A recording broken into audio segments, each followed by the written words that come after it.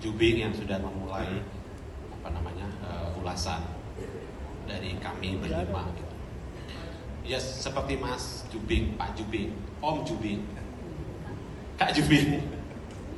Aku juga mau terima kasih ke 10 sekolah yang tampil karena 2 hari ini memberi hiburan yang benar-benar saya nikmati. Saya menikmati, terutama karena saya penyair. Saya menikmati sekali ketika sebuah puisi ditafsirkan dengan kemungkinan yang tidak terbatas.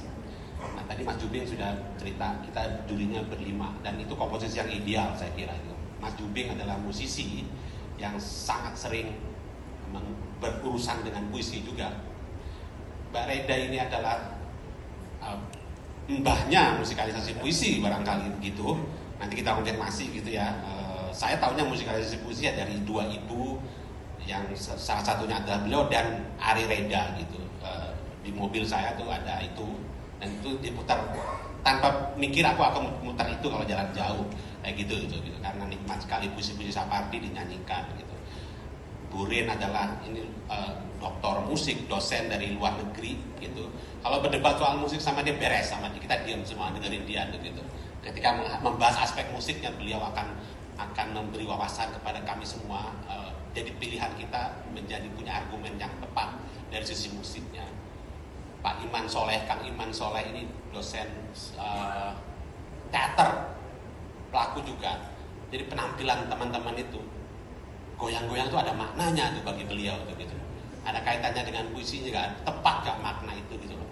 Jadi kami bisa berdebat tapi kemudian saya belajar juga jadinya gitu dari perdebatan kami berlima dan teman-teman lah yang kemudian membuat kami berdebat dan memberi pelajaran itu.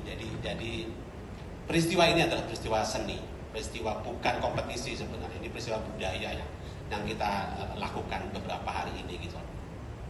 Oke, tadi saya ini anggota Komite Sastra Dewan Kesenian Jakarta.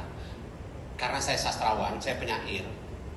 Ketika misalnya puisi saya dibikin lagu oleh Ananda Soekarlan, saya bangganya minta ampun saya.